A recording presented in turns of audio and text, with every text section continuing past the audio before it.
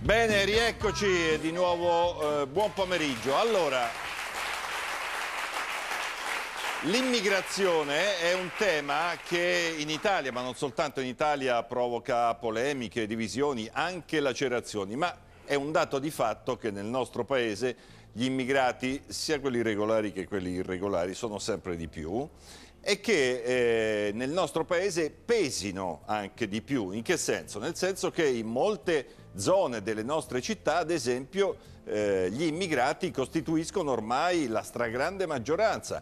Questo cosa comporta? Comporta ad esempio, per farne uno, che nelle scuole, è un caso che vedremo proprio questa sera, nelle scuole ad esempio ci sono delle classi in cui gli italiani sono quasi assenti addirittura. Questi sono dati di fatto, non è che dicendo questo vogliamo evocare la paura dello straniero, è un dato di fatto. Di questo vogliamo parlare in questa ultima parte della nostra trasmissione con tanti servizi, collegamenti, ospiti, ma partiamo da Padova, dove in un quartiere c'è rimasto a quanto pare soltanto un italiano e abbiamo in studio anche il sindaco di Padova, tra gli altri, ma prima vediamo il servizio.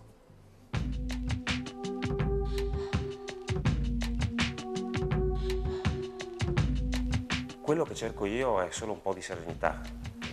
Non ho smania di risolvere i problemi della civiltà, di risolvere i problemi della società, di debellare la droga, di combattere o risolvere i problemi legati all'integrazione tra le razze. Io vorrei solo poter vivere serenamente a casa mia. Il sogno di Marco Trevisan è vivere tranquillamente nella sua città, nel suo quartiere, in casa sua. Un sogno che non si avvera, quello dell'ultimo italiano rimasto in via Cairoli, a Padova, la strada da cui tutti gli altri italiani hanno deciso di scappare per non vedere più scene come queste. Spacciatori, tossici e ubriachi a tutte le ore del giorno e della notte. Marco però ha deciso di restare e denunciare un inferno quotidiano. Guarda sotto, guarda.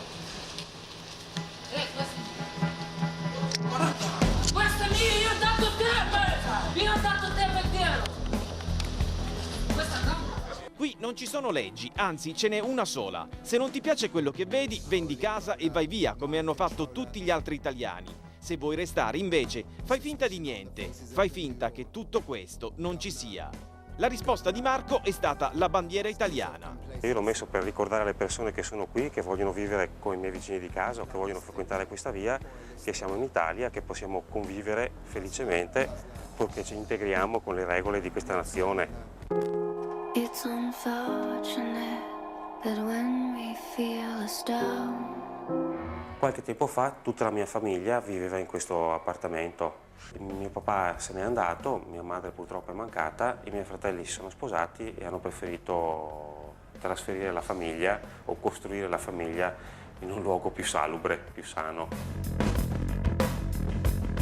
Negli ultimi 10 anni Marco ha visto andare via da qui tutti i vicini di casa, gli amici e persino i familiari. Ormai qui lo straniero è lui. Se io vivo qui e il mio vicino di casa è pakistano da una parte e cinese dall'altra, di fronte ci sono dei rumeni.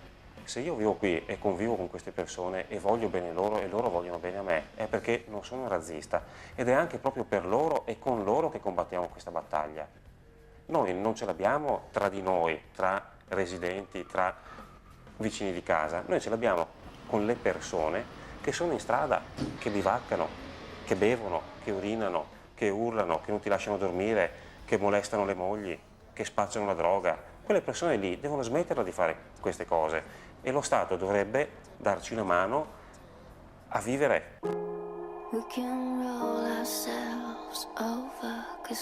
Il giorno che dovessi andarmene ammainerò e isserò la bandiera bianca. Io spero che non ci sia, però senz'altro se nessuno mi dà una mano questo giorno arriverà presto. Allora, sindaco Flavio Zanonato, il sindaco di Padova, ci tiene a dire che intanto questa è una via di Padova e non un quartiere come abbiamo erroneamente chiamato.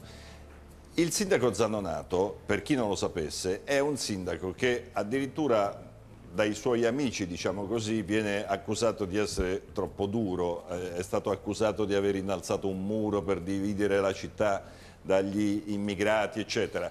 e quindi magari ci si fanno delle idee sbagliate, che il sindaco Zanonato è un po' molle, diciamo, su questi problemi. Allora, intanto, sindaco, lei ha mai parlato con questo suo concittadino? Come no? L'ho sentito e poi l'assessore che si occupa dei problemi della sicurezza e del degrado urbano l'ha sentito tantissime volte, conosco benissimo questa situazione. Questa è una piccola via in una zona che è in prossimità della stazione e dove puliamo quotidianamente, c'è una forte presenza di polizia, c'è una presenza anche dell'esercito da quando abbiamo a disposizione i soldati e cerchiamo di mantenere una situazione discreta, pur essendoci questa fortissima concentrazione di negozi etnici e di famiglie immigrate. Uno dei fenomeni che si conoscono nelle città, tanto è vero che sono nati per esempio in Germania i quartieri dei turchi, ma in America i quartieri italiani, i quartieri cinesi, è questo fenomeno per cui quando arriva un cittadino di un'altra nazionalità con comportamenti, abitudini, stili di vita diversi dai nostri, lui richiama i propri connazionali e gli italiani tendono a cambiare casa e questo via via sostituisce la popolazione. Io l'ho visto in alcune zone della città e non è semplice riuscire a creare quelle situazioni di convivenza che siamo per esempio riusciti a creare nelle scuole. Per esempio a Padova non c'è nessuna scuola tutta etnica e mi è capitato qualche volta di andare in classe con i bambini vedendo un bambino nero, un bambino cinese, dire ci sono bambini stranieri qua e tutti a dirmi no, qui non ci sono bambini stranieri, per dire che si è creato invece in quell'ambiente una migliore E questo sindaco è molto bello, devo dire, però non è, io non conosco la situazione di Padova e per la verità neanche benissimo quella delle altre città, però per esempio a Roma, e ci collegheremo, con una scuola di cui molto si è parlato e si parla, la situazione invece è critica, nel senso che molti genitori sono preoccupati che addirittura, che so, non si faccia il presepio in classe perché ci sono tutti figli di cittadini islamici, guardi, oppure, insomma, sono preoccupazioni concrete, voglio dire. Io ho visto situazioni in cui ci sono bambini islamici e in cui la maestra è riuscita. Nessuno ha mai tolto per esempio il crocifisso dalle classi, ma la maestra magari ha messo una mezzaluna dicendo questo è il simbolo della religione di Mohammed, atteggiamenti di grande disponibilità, non solo nelle scuole pubbliche, anche nelle scuole cattoliche.